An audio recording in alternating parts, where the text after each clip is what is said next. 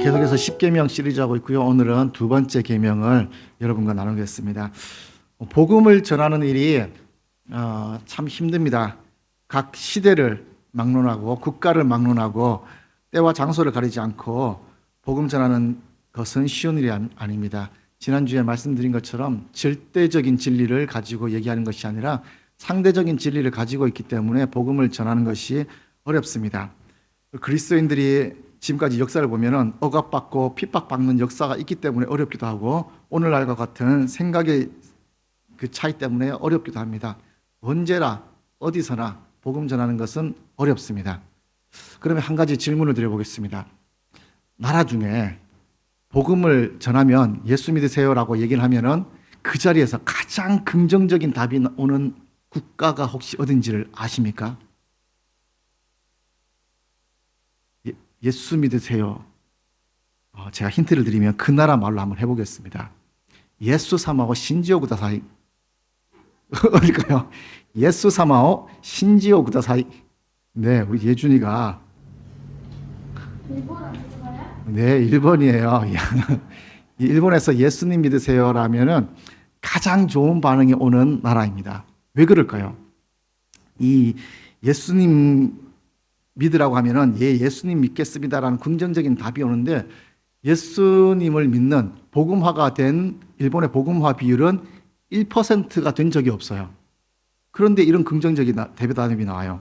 왜냐하면 일본 통계를 보면요, 그 나라의 뭐 토속적인 문화 같이 뭐 신도도 있고 불교도 있고 기독교도 있고 여러 가지 종교가 있는데 그 종교의 인구를 다 합치면은 그 나라 인구의 거의 2배 가까이가 돼요. 그러니까 종교 인원을 파악하면 그렇고요. 그 다음에 어느 설문기관에서 설문지를 했는데, 설문을 조사했는데, 당신의 종교가 무엇입니까? 라고 했을 때, 뭐, 불교, 기독교, 신도 해가지고 딱 체크한 종교인은 16%밖에 되지 않고, 84%가 무교라고 체크를 한 거예요. 이게 되게 헷갈리는 통계 자료잖아요. 왜 이럴까라고 생각해 보니, 일본에는 각 지역마다 각 여러 나라마다 서로 수많은 신들이 존재합니다. 같은 나라일지라도 같은 동네일지라도 다른 신당들도 그 동네에 많이 있고요. 여러 가지 신들을 섬기고 있습니다. 그래서 그 국민들 대부분이 하나 이상의 종교를 갖고 있기 때문에 그렇게 대답을 합니다. 여기서 조금 이상한 걸 발견하셨나요? 그 대부분의 국민들이 하나 이상의 종교를 가지고 있는 거예요. 우리의 생각으로는 이해가 되지 않아요. 나는 한 가지 종교를 가지고 있는 것이 우리나라 같은 경우는 대부분인데 그 나라에서는 여러 가지 종교를 가지고 있으면서 여러 가지 종교를 가지고 있는 그분들이 자신은 무교라고 표현을 했던 거예요. 그래서 이 문화를 연구하는 학자들이 이런 일본 문화의 특성상 이 나라는 신들의 나라, 신들이 많은 신들의 나라라고 부르기도 합니다. 통계적으로 뭐 2만여 신이 있다, 뭐 정확하진 않지만 그 정도로 이제 보고 있습니다. 그래서 이렇게 일본에는 많은 사람들에게 알려진 종교가 있는가 하면 2만여 종교 중에 대부분은 알려지지 않은 신도 있습니다. 나만의 신도 있어요. 그렇게 들여진 예가 만약에 내가 전쟁을 나갔어요. 전쟁을 나갔는데 전쟁을 하다가 어떻게 하다 보니까 총을 맞았는데 죽은 줄 알고 이렇게 총 맞은 데를 보니까 피가 나질 않아요. 왜 안 죽었지 하고 보니까 이 주머니 안에 동전이 들어있었던 거예요. 뭐 돌이든지 뭔가가 들어있어가지고 그 동전 때문에 제가 살았어요. 그러면은 이 동전은 나를 살려준 내 우상이 되는 거예요. 이런 식으로 우상을 놓고 또 지나다가 뭐 돌이라든지 뭐 이쁘게 만들어 놓은 이거 너무 이쁜데 너무 매혹적이야 그러면은 그것이 내 우상이 되기도 해요. 그렇게 하다 보니 각 개인이 가지고 있는 우상이 어떤 사람은 뭐 100개가 될 수도 있고 200개가 될 수도 있고 그렇게 신들을 많이 섬기고 있는 거예요. 그 형상들을 가지고 진열대에 올려놓고 그 많은 신들을 섬기게 되죠. 이제 이런 사람들에게 예수 믿으세요라고 이야기를 한다면 생각해보고 예수님 내가 들어봤는데 많은 사람들이 믿더라. 그리고 그만큼 믿으니까 뭔가 있겠지. 믿으면 손해볼 건 없을 것 같아. 이렇게 해서 그래요. 나도 예수님 믿겠습니다라고 대답하고 이제 자기는 그 예수님을 형상화하는 그 무언가를 가지고 또 진열대에 올려놓고 이제 예수님은 101번째 섬기는 신이 되는 거예요. 그러다 보니 일본에서 예수 그리스도인으로서 예수 믿는 것이 참 어려운 것 같아요. 우리 지난주에 보았죠. 하나님 외에 다른 어떤 우상도 섬기지 말라는 것이 제1계명이었고요. 오늘 본문은 다른 우상도 만들지 말고 어떤 형상도 만들지 말고 그들에게 절도 하지 말고 섬기지도 말라고 하는 것이 오늘 본문이에요. 이 본문 가운데서 일본의 그 문화적인 종교 문화는 되게 우리하고 다른 것 같아요. 그래서 오늘 이 제2계명을 가지고 여러분과 두 가지를 나눌 건데요. 첫 번째 계명이 예배의 대상이 오직 하나님뿐이라는 것을 말씀드렸다면 제2계명에서는 우리의 예배의 형상, 예배의 형식에 대해서 말씀드릴 겁니다. 우상의 형식을 만들지도 말고 절하지도 말라는 이 두 가지를 가지고 두 가지 말씀을 여러분과 함께 나눌 건데요. 첫 번째가 우리가 4절에 나오는 말씀이죠. 너를 위하여 새긴 우상을 만들지 말고 어떤 형상도 만들지 말라는 것을 첫 번째 말씀을 드리겠습니다. 우리나라에서 쉽게 볼 수 있는 우상의 형상입니다. 다들 한 번쯤 보셨죠? 뭐 직접 보신 분들도 계실 거고, 뭐 우리 아이들 같은 경우는 직접 못 보면 매개체를 통해서 미디어를 보면서도 볼 수 있을 거예요. 하나님께서는 우리에게 어떤 형상도 만들지 말라고 했어요. 왜냐하면 하나님께서는 무형이시고 보이지 않는 하나님이시기 때문이에요. 영적인 하나님이시기 때문에 어떤 형상도 용납할 수 없습니다. 어떤 형상을 만들지라도 그 형상에 하나님을 표현할 수가 없어요. 우리가 보통 뭐 SNS라든지 어딘가에 내 대표적인 뭐 대문 사진이라고 그러나요? 뭐 프로필 사진을 올릴 때 혹시 내 실물보다 못한 사진을 올리는 사람이 있을까요? 많은 사진 중에 가장 잘 나온 사진을 올리지 않습니까? 내 얼굴이 들어간다면, 아니면 우리 아이들 얼굴이 들어간다면 귀여운 사진, 이쁜 사진, 무엇보다도 가지고 있는 것 중에 제일 자랑하고 싶은 사진이 들어가지 않겠어요? 웬만하면 실물보다 낫게 하려고 포토샵을 좀 할 수도 있을 것이고, 어떻게든 잘 나온 사진을 올리는 것이 일반적이겠죠. 그렇게 올리는데 하나님의 형상을 만들어 놓으면 하나님의 원래의 모습보다 더 잘 표현을 할 수가 있을까요? 어떻게 표현하든지 하나님의 모습을 있는 그대로 표현하기는 쉽지가 않을 거예요. 그리고 어떻게 표현하더라도 이렇게 큰 하나님을, 무한하신 하나님을 이렇게, 어떻게 보면 이것도 안 될 수도 있겠죠. 그것을 표현하면은 우리가 생각하는 이 표현에 사로잡혀서 이만한 하나님을 놓쳐버리는 거예요. 그래서 어떤 형상도 만들지 못하는 거죠. 영적이고 보이지 않는 전지전능하신 하나님이시기 때문에 어떤 물질적이고 제한된 것으로 표현할 수 없는 것이 우리의 하나님이시기 때문에 그 무한하신 하나님을 한정시키지 말라고 하는 것이 오늘 이 본문이에요. 그래서 하나님께서 어떤 형상도 만들지 말라고 하셨는데 예전에 무언가를 모세에게 만들라고 하셨어요. 놋뱀을 만들어서 불뱀에 물린 자가 그것을 보면 산다고 했기 때문에 그냥 치료해 주면 되겠는데 형상을 만들어서 쳐다보라고 했어요. 그렇게 쳐다보니까 그 백성들이 살았습니다. 하나님께서 어떤 형상도 만들지 말라고 했잖아요. 그런데 왜 그냥 치유하지 않고 왜 형상을 만들어 주셨을까? 이것은 오늘 본문을 보면은 누구를 위한 형상을, 우상을 만들지 말라고 했죠? 너를 위한 우상을 만들지 말라는 거예요. 내가 섬길 수 있는 어떤 우상이나 형상을 만들지 말라는 것이지, 하나님께서 그 놋뱀을 만들게 하신 이유가 우리도 다 알잖아요. 그것 하나님께서 절하는 우상이 아니라 치유하기 위하고 무언가를 알려주시기 위한, 바라볼 수 있는 그 무언가로 만들어주신 것이라는 거죠. 그래서 우리가 어떤 분들은 어떤 것도 조각하면 안 된다라고 말씀하시는 분도 계셔요. 그럼 조각가에 행하는 그 예술 행위도 우상 만드는 거기 때문에 하면 안 돼라고 표현하는 분도 계신데, 그것은 하나님의 마음을 제대로 파악하지 못한 것 같아요. 제가 볼 때는. 왜냐하면 하나님께서는 어떤 것을 만들지 말라는 것이 너를 위해서 우상이 되기 위한 것들을 만들지 말라는 것이기 때문에 우리에게 하나님의 마음을 알고 그것을 만드는 것이 좋을 것 같아요. 예수님께서 이렇게 말씀하신 것이 기억나시죠?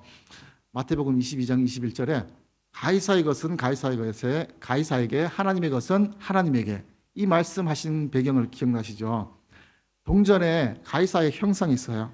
그래서 그 가이사의 형상이 있는 것을 어떻게 사용되는지, 하나님의 제2계명, 10계명의 제2계명을 예수님이 어떻게 하는지 그것을 시험하고자 바리새인들이 이렇게 질문을 했죠. 그때 예수님께서 가이사의 것은 가이사에게, 하나님의 것은 하나님께 바치라고 했어요. 당시에 로마 제국에 압제되어 있던 시기였기 때문에 가이사 황제의 얼굴이 동전에 기록되어 있죠. 그래서 그 형상 때문에 하나님께 성전에서 드리는 헌금은 그 형상이 없는 유대인의 돈으로 바꾸어서 헌금을 드려야 했어요. 형상이 없는 돈이었어요. 그래서 형상이 있는 것은 가이사들이 쓸 때 쓰고, 세상에서 쓸 때 쓰고, 하나님께 드릴 거는 형상이 없는 것을 드리라라고 했는데, 이때 유대인들이 이 가이사의 형상이 담긴 돈, 우상이라고 생각했다면 이것을 세상에서도 쓰면 될까요, 안 될까요? 세상에서도 쓰면 안 되죠. 하나님께서 말씀하시고 예수님께서 말씀하시는 것은 그 용도에 맞게 쓰라는 거예요. 그것을 형상을 우상으로 우리가 보지 않으면 되는 거예요.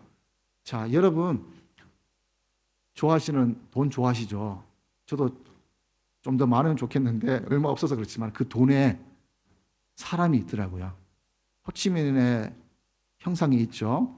한국에는 세종대왕보다는 심사임당을 더 좋아하시죠. 이런 형상이 있어요. 근데 그 형상, 여러분께 오늘 드린 헌금에 그 형상 없는 헌금 드리신 분 혹시 계신가요? 뭐 달러를 드렸던지 형상이 있잖아요. 그것을 안 드리는 분은 아마 수표일 거예요. 그래서 10만 원권 수표 드리기 마음이 부담되잖아요. 주일 헌금을 그 정도 드리는 거. 그러면 바꿔야 되는데 그렇게 드리지 않잖아요. 그렇다고 이것이 우리가 드리는 헌금이 우상으로서 생각하시는 분은 없잖아요. 우리가 우상으로 섬기지는 않아요. 돈을 좋아하지만 하나님보다 더 사랑하지는 않아요. 그 용도에 맞게 사용하는 것이지 이것을 우리의 형상, 내가 섬기는 형상으로 보지 않는다는 거죠. 우상을 만드는 예가, 이런 예가 있어요. 아시죠? 우리가 쉽게 볼 수 있는 성모 마리아상입니다. 성모 마리아는 우리가 알다시피 예수님의 어머니입니다. 같은 인간이죠. 그런데 가톨릭에서는 예수님을 잉태한 거룩한 어머니임에도 불구하고 일반 어머니와 다르게 거룩한 어머니이기 때문에 저렇게 섬기고 있고, 또 죄가 있지만 예수님을 잉태하셨기 때문에 어떻게 보면 우리의 죄와는 다르다라고 해석을 하시기도 하고요. 또 성령과 한 몸이 되어 잉태했기 때문에 성령과 한 몸이 됐기 때문에 성령과 같은 분이다라고 생각하면서 이렇게 형상회에서 많은 분들이 그 앞에서 기도를 하기도 해요. 근데 이거는 가톨릭 신학과는 다르게 가톨릭 성도들이 저기 앞에서 기도하는 분이 또 하는 이야기 중에 하나가 마리아가 예수님의 어머니지 않냐고. 그러니까는 예수님의 어머니에게 얘기를 하서 예수님의 어머니가 예수님에게 얘기하면 아들이 어머니가 하신 얘기는 조금 더 쉽게 듣겠지, 이런 얘기도 하더라고요. 물론 신학적인 얘기는 아닙니다. 이렇게 어쨌든 하여튼 가톨릭에서는 형상을 만들었어요. 이것 때문에 가톨릭에서는 우리가 바라보는 제2계명이 없습니다. 이러한 이유 때문인지 다른 이유 때문인지 모르지만 우리의 10계명과는 조금 다르게 나와요. 하나님께서는 내 자신을 위한 형상, 내가 무언가를 섬기기 위한 형상을 만들지 말라고 하셨음에도 불구하고 이런 것들을 만들게 되죠. 또 믿지 않는 분들은 아까 보았던 천하대장군과 지하대장군 이렇게 만들기도 하죠. 예전에 제가 시골 교회를 섬길 때 그 시골 교회를 바라보고 있는 것 중에 하나가 길 건너서 천하대장군과 지하대장군이 저희 시골 교회를 이렇게 막 쳐다보고 있었어요. 그래서 어떤 성도님들은 저거 어떻게든 뽑아야 되는데 어떻게 뽑지? 내가 밤에 한번 뽑아볼까? 이렇게 농담을 했던 주에 그 주 뉴스에 나왔던 것이 다른 동네에서 어떤 분이 그 천하대장군 그런 상을 딱 이렇게 부셔가지고 훼손을 해서 경찰에게 잡혔어요. 그래서 왜 잡혔냐 보니까 내가 그리스도인인데 하나님께서 우상을 만들지 말라고 해서 내가 딱 했습니다. 그렇게 잡혔더라고요. 그 기사가 난 다음에 우리 교회에서도 지난주에 했던 그 얘기를 더 이상 안 하더라고요. 다행히 교회 앞에 큰 도로가 나면서 그 형상이 이제 뽑혀 나가서 이제 다행이더라고요. 그래서 기도하면은 정부에서 알아서 이제 뽑아주더라고요. 최근에 또 뉴스가 나왔어요. 청와대가 개방되면서 어떤 분이 청와대에 있는 불상을 이렇게 훼손을 했더라고요. 왜 훼손했냐 보니까 나는 그리스도인인데 저 우상을 보니까는 내가 화가 나서 그냥 확 무너뜨렸다고. 어떻게 이렇게 우상을 보면은 이렇게 훼손하고 하는 게 맞나요? 그리스도인인데 내가 다 가서 부시하겠어. 이게 맞나요? 근데 성모 마리아상을 부시는 분들은 아직 한 번도 못 봤어요. 어떻게 맞는지 아닌지 하나님께서 우리에게 말씀하시는 것은 이 십계명은 이방인들에게 말씀하시는 게 아니에요. 우리 믿는 자들에게 얘기했고요. 우리 믿는 자들에게 나를 위한 우상을 만들지 말라고 하는 거예요. 저들의 우상이고 저들이 하는 거는 그냥 그들 알아서 하는 거고요. 우리가 만들지 않고 우리가 하나님 외에 다른 우상을 보지 않고 하나님만 바라보게 하시는 것이 하나님의 의도인 거예요. 그래서 이 말씀이 과하게 해석돼서 그것과 연관시켜서 우리가 해석을 하면은 안 된다는 거죠. 우리 하나님의 사람들은 하나님의 사람들에게 말씀하시는 그 계명이기 때문에 우리가 그 우상을 만들지 않고 섬기지 않으면 되는 거예요. 자, 두 번째 하나님께서 이 계명에서 말씀하시는 것은 그것들에게 절하지 말며 그것들을 섬기지 말라고 해요. 우리가 그것을 섬기지 않으면 됩니다. 왜냐하면 그것을 하지 않는 것은 우리에게 축복을 주시기 위한 거예요. 그 뒤에 나타나는 말씀이 여호와는 질투하시는 하나님이기 때문에 그렇게 하지 않을 때 3, 4대로는 저주를 하고 그렇게 하는 가정에는 1000대까지 이렇게 축복을 주신다고 해요. 그러니까 3, 4대하고 1000대하고는 비교가 되지 않잖아요. 축복을 주시겠다. 이렇게 하면 축복을 주시겠다라는 것을 우리에게 말씀하시는 것이죠. 우리나라에서 흔히 볼 수 있는 우상 숭배의 모습입니다. 자, 이런 모습들 혹시 보신 거 기억나세요? 맛있겠다? 자, 이걸 왜 할까요? 요즘은 좀 덜하지만 예전에는 뭐 가게 오픈할 때마다 저렇게 돼지 머리 이렇게 해가지고 절하는 것도 가끔 보고요. 차를 새로 사면은 차를 샀다고 그 앞에서 저렇게 고사 지내는 분도 있고, 베트남 오니까 또 그러더라고요. 한국에서 한동안 못 봤는데 베트남 오니까는 뭐 차 바퀴마다 이렇게 뭐 이렇게 술인지 물인지 하여튼 뭔가를 뿌리더라고요. 그리고 뭐 차 넘버 앞에 뭐 향도 꽂고 뭐 하는 게 아직까지 하시더라고요. 왜 저렇게 할까? 제가 예전에 제 아르바이트 할 때 전봇대 타는 아르바이트를 한번 한 적이 있어요. 그 전봇대 타는 아르바이트를 하는 기간 중에 그 회사에서 1톤 용달차를 새로 샀습니다. 그래서 제가 없을 때 사장님께서 그 차에 대해 고사를 지냈어요.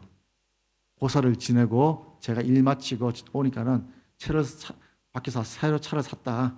이제 고사도 지냈으니까 밖에서 없을 때 고사 지냈다 얘기를 하고 제가 크리스찬인지 알았어요. 그리고 그 다음 날 첫 운행 날 그 차를 운전해야 되는 사람이 저였어요. 그래서 제가 그 차를 운전하는데 안전하게 해야 되잖아요. 첫날인데. 근데 원치 않게 제가 첫날 그 차를 사고를 냈어요. 물론 이렇게 크게 사고 낸 게 아니라 어딘가 이렇게 앞에 부딪혀가지고 제일 중요한 부분이 이게 찌그러진 거예요. 너무 제가 미안해요. 물론 보험 처리하고 어떻게 할 수도 있는데 제가 너무 미안해서 사장님, 제가 이 차 고쳐 놓겠습니다. 라고 얘기했더니 사장님이 하는 얘기가 아이고, 박 기사가 교회 다니는데 우리가 고사 지내서 그렇다고 기도해야 됐는데 이러면서 이제 우스갯소리로 넘어간 거예요. 한편은 너무 고맙잖아요. 이제 교회 다니는 분이 탈 차에 기도 안 하고 고사를 지냈으니까는. 저한테는 참 감사한데 사장님 속으로는 좀 이렇게 속상했을 거예요. 그럼에도 불구하고 이렇게 하는 이유가 우리가 돼지가 신이 아니에요. 돼지 왜 키워요? 먹으려고 키우는데 살아있는 것도 아니고 죽었잖아요.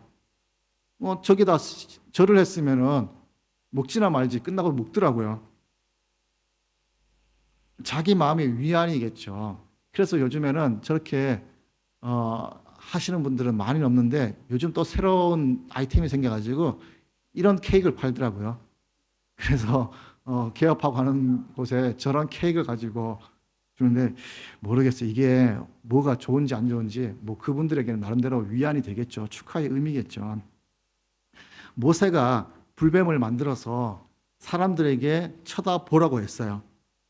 그렇게 해서 당시 사람들이 놋뱀을 볼 때 살았습니다.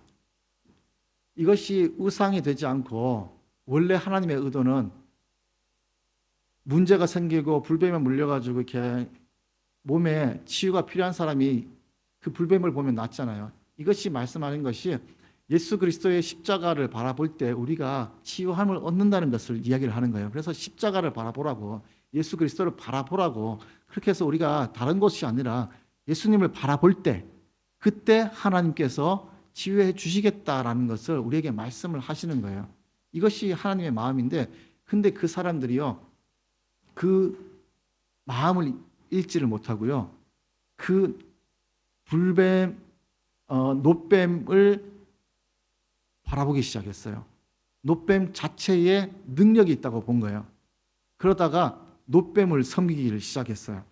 열왕기 하 18장을 보면요, 이렇게 표현했어요. 그라는 분은 히스기야요, 여러 산당을 제거하며 주상을 깨뜨리며 아세라 목상을 찍으며, 우리 함께 읽어보겠습니다. 시작.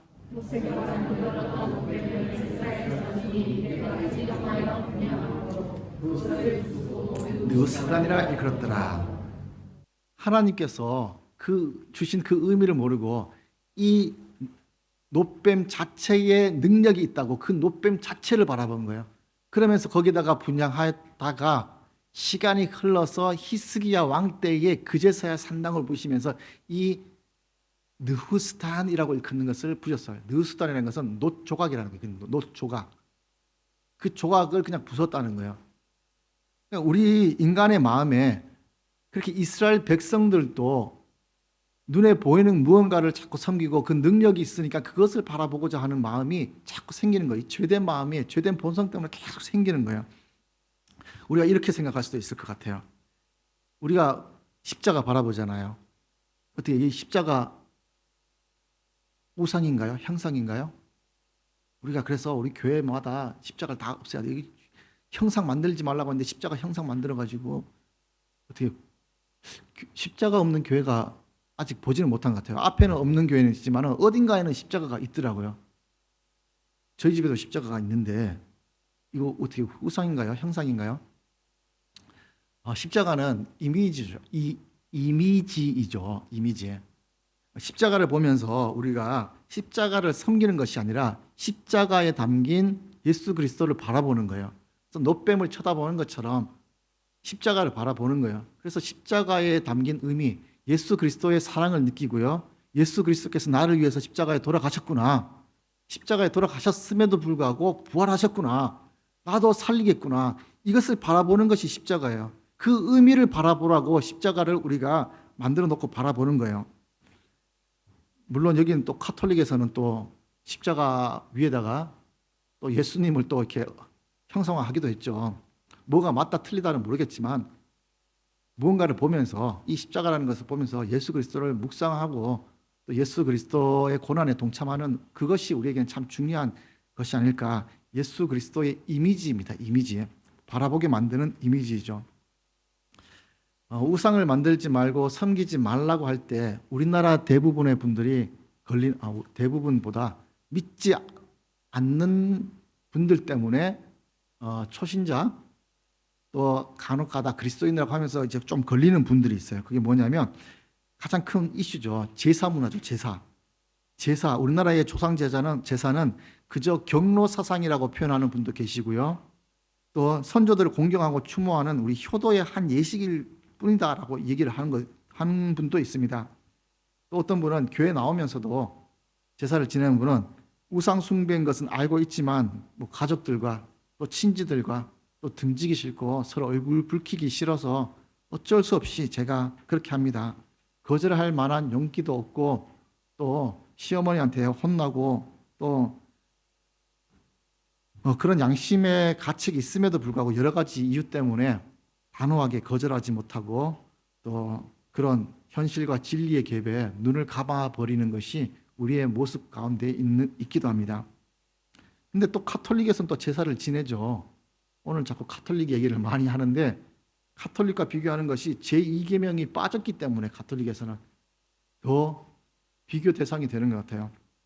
카톨릭에서는요, 교황 피우스 12세가 1939년에 유교 제사는 종교 의식이 아니라 하나의 시민 의식이라는 칙령을 발표했습니다. 그래서 그 다음 해인 1940년부터 천주교에서는, 우리나라 천주교에서는 일제 시대잖아요. 그래서 신사참배도 하고 그리고 조상 제사도 허용하게 됐습니다.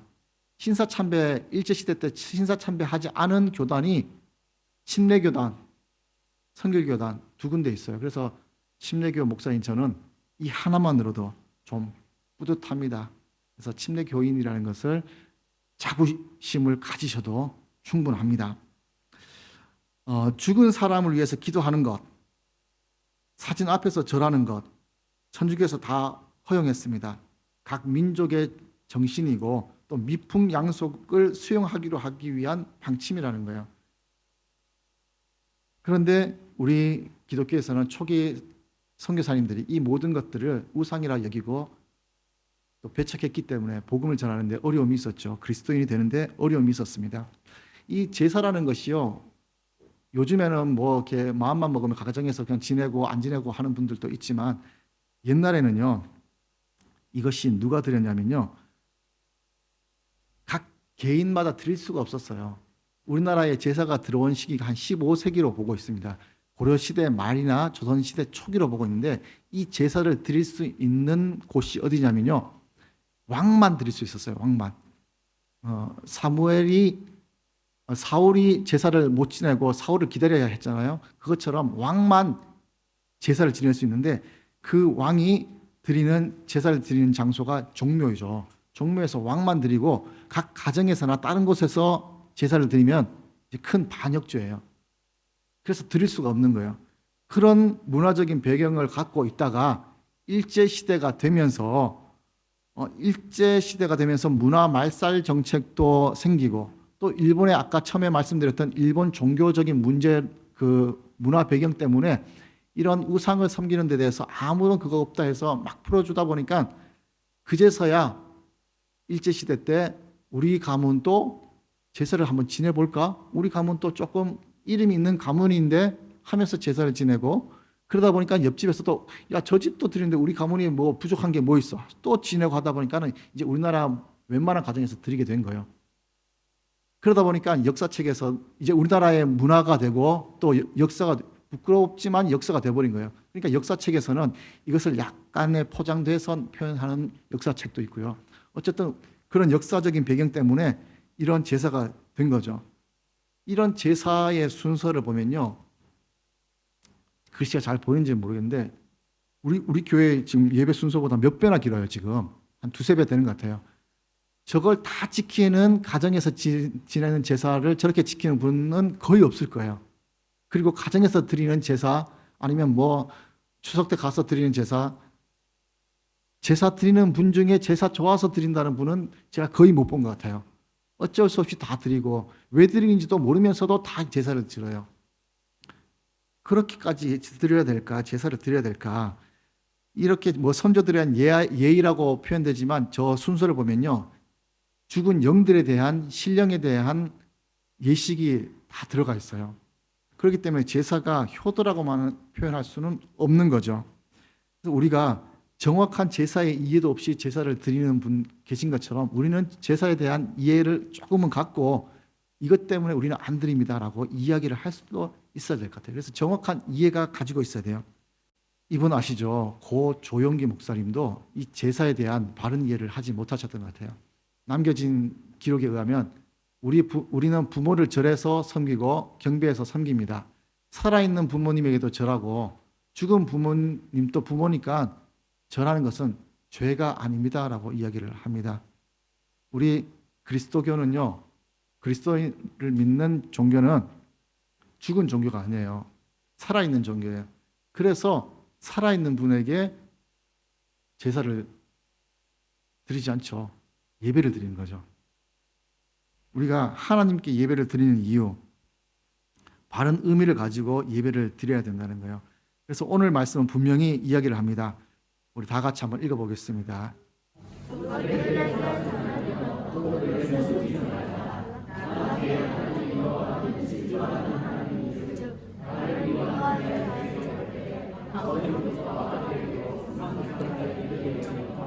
나를 사랑하고 내 계명을 지키는 자에게는 천대까지 은혜를 베푸시느니라.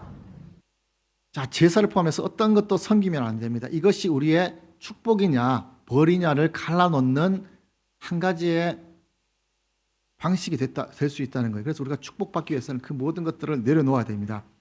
제 2계명은 오늘 말씀드린 2계명은 다른 계명에 비해서 깁니다. 왜냐하면 1계명과 비슷하지만 2계명에서 어떻게 하면 축복을 줄 것이다 라는 것을 설명하고 어떻게 하면 3, 4대까지 벌을 줄 거다라고 이야기를 하기 때문입니다. 그래서 상급을 언급하고 있기 때문에 오늘 말씀 20장 5절 말씀을 보면요, 벌을 주는 것을 먼저 말씀하고 있는데 질투하는 하나님이시기 때문에 나를 미워하는 자의 죄를 갚습니다. 3, 4대까지 갚습니다. 이 갚다라는 단어를 히브리어로 보면요, 파카드라는 단어가 써있어요. 파카드. 이것은 뭐 죄를 셈하고 내가 벌 줄 것을 약속하다 이런 뜻도 있지만 방문한다는 뜻이 있어요. 방문하다. 내가 이 죄를 갚기 위해서 방문하는 거예요. 3, 4대의 가정마다 방문해서 죄값을 치르게 한다는 거예요. 얼마나 겁나요. 네 대에 끝나는 것이 아니라 3, 4대까지 벌을 받습니다. 그런데 이것에 대해서 우리의 문제는 이런 말씀에 무감각하다는 거예요. 제1계명 할 때도 우리가 우상 섬기는 것에 대해서도 무감각하지만 2계명에 대해서도 우상을 만들고 전하는 것에 대해서 무감각해서 이것 때문에 내가 하나님께 벌받고 있습니다. 우리 아버지가 했던 그것 때문에 내가 벌받고 있습니다. 라는 것도 내가 잊고 무감각해 줄 수 있는 것이 오늘날 우리를 살아가는 거죠. 하나님께서 이 죄를 갚을 때 그냥 오시지 않고 항상 심판하기 위해서 몽둥이를 들고 오시잖아요. 그래서 우리가 뭐 가난과 질병과 또 고난과 역경 등 여러 모습으로 방문하고 있기 때문에 우리가 이것 때문에 또 벌 받는 것은 없는지 한번 기도하면서 회개하는 순간 또 필요할 거예요. 포로 생활할 때, 이스라엘이 포로 생활 70년 할 때 했던 그렇게 벌 받았던 이유가 우상 숭배였죠. 딱 70년이잖아요. 아마 3, 4대쯤 되지 않을까 딱 보여주시는 기간이잖아요. 그리고 축복으로는 다음 구절에 또 말씀을 합니다. 나를 사랑하고 내 계명을 지키는 자에게는 천대까지 은혜를 베푼대요. 은혜. 이 은혜라는 단어 지난달에 아마 설교 말씀을 드렸던 것 같아요. 인자한 하나님 아버지라는 말씀을 하면서 이 헤세드라는 단어를 설명을 드렸어요. 세상에 있는 어떤 자비와 은총, 사랑보다 큰 하나님의 사랑, 하나님의 은혜를 가리키는 거예요. 천대까지 이르도록 이런 큰 하나님의 은혜를 주신다는 거예요. 이 세상에 있는 어떤 것으로도 설명되지 않는 은혜를 하나님께로부터 받는 거예요. 천대까지. 내가 왜 이렇게 은혜를 받고 있을까? 나 하는 거 잘하는 건 없는데 왜 이렇게 은혜를 받고 있을까? 아마 우리의 어머니 때로부터 할아버지 때로부터 가지고 있었던 그 신앙 때문에 그 신앙의 축복을 내가 받는 것은 아닌지 거기에 대해서 또 감사할 것도 있겠죠. 이 축복의 말씀 축복받기 위해서 또 전제 조건 달았죠. 나를 사랑하고 내 계명을 지키는 자에게 주시는 거예요. 뭐 이거 구약 말씀인데 신약 시대를 살아가는 우리가 지켜야 될까? 이것은 지난달의 말씀에도 말씀을 드렸습니다. 예수님께서도 이렇게 말씀을 하셨죠. 나의 계명을 지키는 자라야 나를 사랑하는 자니 하나님의 계명을 지켜야 사랑을 하는 것으로 하나님께서는 이해를 하시는 거예요. 그래서 하나님께서 우리를 사랑하는 그 표현으로 우리에게 축복을 주시는 거죠. 자, 오늘 제2계명은 하나님께서 우리에게 주신 10계명의 제2계명은 예배 방식을 규정하고 있습니다. 예배 방식. 바른 예배도 있고 틀린 예배도 있는데 제2계명은 틀린 예배에 초점을 맞추고 있습니다. 어떤 형상도 만들지 말고 우상을 만들지 말라고 하고요. 또 그것들에서 절하면 안 된다고 했습니다. 그런 예배를 드리면 안 된다는 것을 이야기를 합니다. 그것이 나를 위해서 만든 우상이 되면 안 된다고 했기 때문에 나를 위한 우상을 만들어서 예배를 드리면 안 되고요. 예배의 형식에 있어서도 나를 위한, 나를 드러내는 그런 예배가 되면 안 된다는 거예요. 그래서 우리가 헌물을 드릴 때도 조심을 해야 되더라고요. 나를 위한 형상, 우상은 만들지 않는데 우리가 무의식적으로 우상처럼 되는 것이 내가 교회에 드린 헌물들이 내 우상이 되는 경우도 있습니다. 내가 예를 들어서 이 강대상 내가 헌물했는데 하면서 내 마음속에 막 뿌듯해요. 그래서 실질적으로 그렇게 시험 당한 분도 계셔요. 예배 드리면서 하나님을 바라보지 못하고 강대상을 보면서 뿌듯해요. 내가 드린 이 강대상 참 좋다. 1년이 지나고 2년이 됐는데도 내가 드린 강대상, 내가 드린 이 TV 너무 좋다. 그래서 하나님을 바라보지 못하고 이 헌물을 바라보면서 이 헌물이 우상이 되는 거예요. 그래서 시험에 들기도 하고요. 그래서 이 강대상에 흠집이 나거나 누가 이게 위치를 바꿔놓으면은 내가 드린 이 강대상을 만지면 어떡하냐고. 이 하나님이 보고 계시는데 이걸 움직이면 어떡하냐고. 이 자체가 우상이 되는 거예요. 그래서 헌물을 드릴 때도 이것이 내 우상이 되지 않도록 겸손한 마음으로 드리고 드린 이후에는 거기서 끝. 그것을 바라보고 아끼는 것은 좋지만 하나님보다 더 사랑하면 안 되겠죠. 지난주에 말씀드린 것처럼 오늘 내 설교 너무 좋았지. 이런 마음을 가지면 저도 안 되고요. 우리 집사님 또 그런 마음 없죠? 오늘 찬양이 너 너무 좋았지. 내 목소리 너무 좋아. 이러면 또 저는 부럽지만은 아마 집사님께서는 그런 마음은 없으실 거예요. 그러니까 내가 드리는 것이 교만하면 안 되겠죠. 또 내가 드리는 특성, 예를 들어서 우리 교회 같은 경우는 뭐 성탄절이라든지 부활절날 교육부에서 이렇게 찬양을 하잖아요. 이것이 나를 드러내기 위한 찬양이 되면 안 됩니다. 그리고 아이들이 이렇게 찬양하고 뭔가 할 때, 우리 아이 너무 잘해. 우리 아들 자랑하고 싶어서 이거 물론 그런 마음도 있겠지만 그것보다 하나님 앞에 그렇게 찬양하는 아이들을 자랑하세요. 그리고 아이들도 우리 부모님 보라고 하는 발표가 아니라 하나님 보라고 하는 발표가 될 수 있도록. 그리고 우리 어머니도 말을 할 때도 잘했어, 참 잘하네, 여기서 끝내는 것이 아니라 하나님께서 기뻐하셨을 거야. 하나님께 시선을 돌릴 수 있는 칭찬을 하면서 하나님께 영광을 돌리는 것이 우리에게도 참 중요할 것 같아요. 그로 인해서 우리가 바른 예배가 무엇인지, 우상을 바라보는 것이 아니라 하나님을 바라보는 것처럼 우리의 마음도 우상된 어떤 것을 바라보는 것이 아니라 보이지 않는 하나님을 바라보라는 거예요. 하나님께서 우리에게 108번 절하라고 얘기를 하지 않아요. 어떤 형태로든지 뭐를 드리라고 하는 것이 아니라 하나님께서는 우리의 중심을 보시는 분이에요. 우리의 중심을 보시기 때문에, 보이지 않는 분이시기 때문에 우리의 중심을 보시는 거죠. 그래서 우리의 중심이 하나님께로만 향하는 거예요. 왜냐하면 예수님께서도 사마리아 여인을 만났을 때 우리에게 하나님은 영이시니 예배하는 자가 영과 진리로 예배하라고 했기 때문에, 그것은 십계명을 말씀하실 구약의 말씀에도 또 신약을 살아가는 우리에게도 똑같은 말씀이에요. 예배의 중심은 보이지 않는 하나님, 그리고 그 중심이 우리가 영과 진리로 예배하는 우리의 마음이라는 것을 계속해서 이야기를 하는 겁니다. 만약에 보고 싶은 사람이 있어요. 뭐 일 때문에 한국과 떨어져 있는 분이 이제 아내를 보고 싶다든지 가족을 보고 싶을 때, 아니면은 뭐 데이트하면서 보지 못할 때 어떻게 하셔요? 뭐 화상 통화를 하든지 아니면 사진을 보든지 하겠죠. 저 결혼하기 전에는 보이지를 못하기 때문에, 화상 통화를 못하기 때문에 그 당시에 사진을 봤어요. 사진을 보든지 어떻게 하든지 보고 싶은 사람을 보고 싶어서 사진을 보는데, 사진을 보는 이유는 그 사람의 이미지가 있기 때문이에요. 그래서 그 사진을 이렇게 막 보다가 실질적으로 만났어요.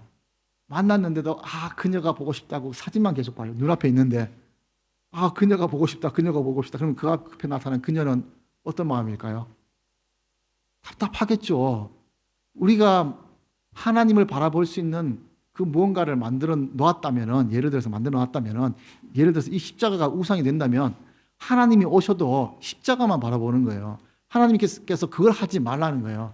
하나님께서 직접 우리에게 항상 우리와 동행하시고 항상 계시는데 왜 보이지 않는다고 해서 그것을 바라보냐는 거예요. 그래서 우리의 예배의 중심이 보이는 그 무언가에 집중하는 것이 아니라 보이지 않는 하나님의 영적인 것에 집중해서 하나님을 영과 진리로 예배하라는 것이 오늘 말씀입니다. 그래서 우리의 결과, 우리의 그 예배의 잘된 바른 예배의 결과가 천대까지 축복받는 것, 그 축복이 오늘 예배에 참석한 한 분 한 분에게도 있기를 축원드리고요. 여러분의 가정에서 그 축복으로 인해서 믿음의 가정을 잘 세우는 가정이 되시기를 주님의 이름으로 축원드리겠습니다. 기도하겠습니다. 하나님 감사합니다. 오늘 제2계명을 보았습니다. 2계명을 통해서 나타나는 하나님께서 원하시는 예배의 형식이 무엇인지 보았습니다.